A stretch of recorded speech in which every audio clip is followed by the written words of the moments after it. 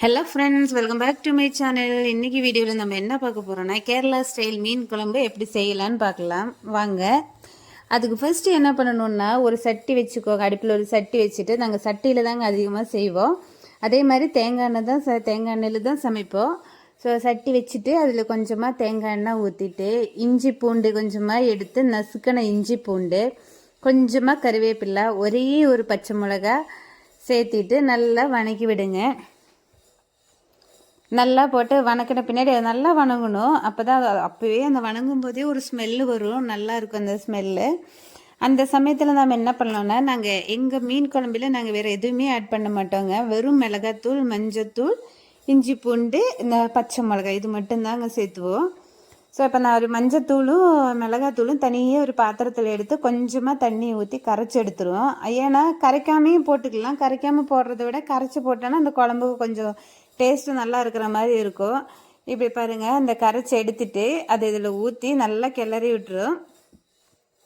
கிளறி விட்டுட்டு இப்படி நல்லா கொதிக்க விட்டுரும் கொஞ்ச நேரத்துக்கு.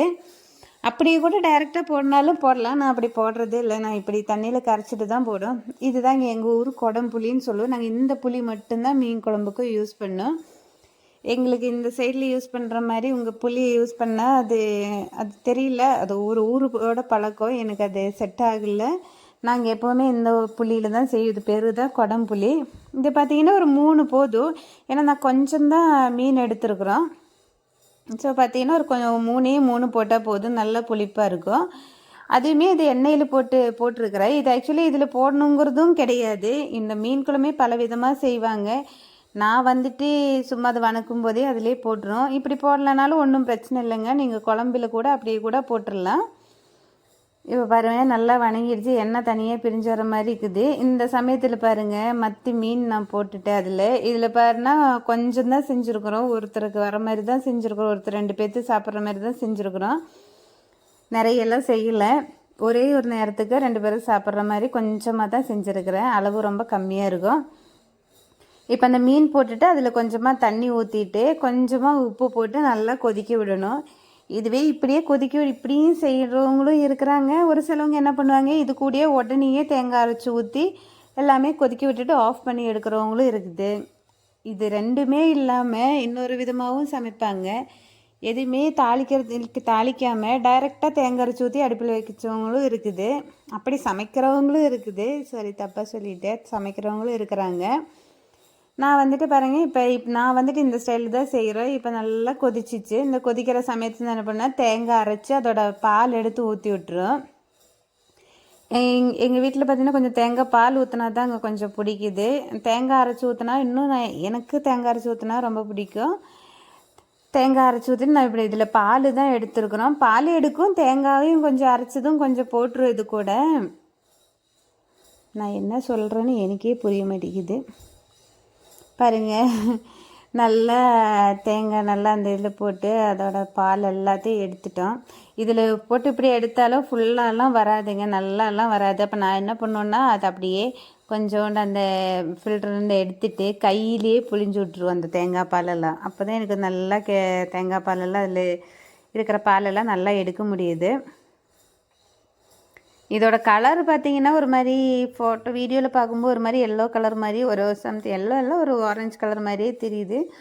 இது நல்லா கலர்ஃபுல்லாக இருக்குங்க. கேரளா மீன் குழம்பு பார்த்திங்கன்னா நல்லா ரெட் கலராக இருக்கும். அது எப்படின்னா, நீங்கள் காஷ்மீரி சில்லி பவுட்ரு போட்டிங்கன்னா அந்த கலர் வந்துடும்.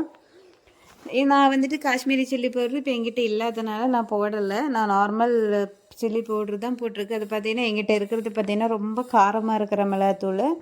ஸோ கம்மியாக தானே போட முடியும், அதனால் ஸோ கம்மியாக தான் போட்டிருக்கு. அதனால தான் அந்த கலரில் தெரியும். நீங்கள் காஷ்மீரி சில்லி பவுடர் போட்டோன்னா நல்லா கலர்ஃபுல்லாக தெரியுங்க. இப்போ அந்த பால் எடுத்ததுக்கப்புறம் கொஞ்சமாக தேங்காய் அதில் இருந்தது அதுலேயே போட்டுட்டேன். ஏன்னா அப்போ தான் கொஞ்சம் ரொம்ப தண்ணி மாதிரி இல்லாமல் ஓரளவுக்கு கன்சிஸ்டன்சியில் இருக்குது நமக்கு கிடைக்கும். இப்போ போட்டு விட்டுட்டு நல்லா கொதிச்சா சரி, நம்ம ஆஃப் பண்ணி எடுத்து வச்சிடலாம். அவ்வளோதான். கேரளா மீன் குழம்புல பெரிய வேலையெல்லாம் கிடையாது, சீக்கிரமாக செஞ்சு முடிக்க முடியும்.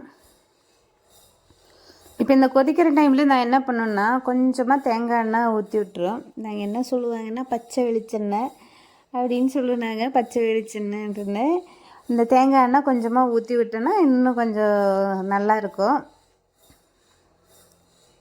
பாருங்கள், கொஞ்சம் தான் ஊற்றினா போதும், ரொம்பலாம் ஊற்றி விட தேவையில்லை, கொஞ்சமாக ஊற்றி விட்டுரும். ஊற்றி விட்டுட்டு நல்லா கொதித்த பின்னாடி இறக்கி வச்சா போதும். அவ்வளோதாங்க கேரளா மீன் குழம்பு, அவ்வளோதான். பாருங்கள், இப்போ நல்லா கொதித்து வந்துருச்சு. மீனெல்லாம் நல்லா வெந்துருச்சு. கலர் மட்டும் என்னடா கலர் இது அப்படின்ட்டு மட்டும் யோசிக்கிறீங்க. நல்லா காஷ்மீரி சில்லி பவுடர்லாம் போட்டால் நல்லா கலர்ஃபுல்லாக நல்லா தாங்க இருக்கும்.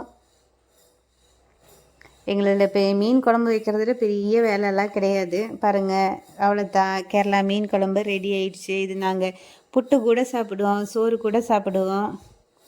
புட்டு மீன் குழம்பு நல்லா டேஸ்ட்டாக இருக்குங்க, நல்லா காம்பினேஷனாக இருக்கும். எங்களுக்கு கேரளா சைடில் நாங்கள் புட்டு மீன் குழம்பு அவ்வளோ விரும்பி சாப்பிடுவோம். இது ஒரு ரெசிபியெல்லாம் நீங்கள் நினச்சிக்காதீங்க, சும்மா நான் வீட்டில் சமைக்கும்போது அது ஒரு வீடியோ எடுத்து போட்டேன், அவ்வளோதாங்க. பிடிச்சிருந்தா லைக் பண்ணுங்கள். தேங்க்யூ.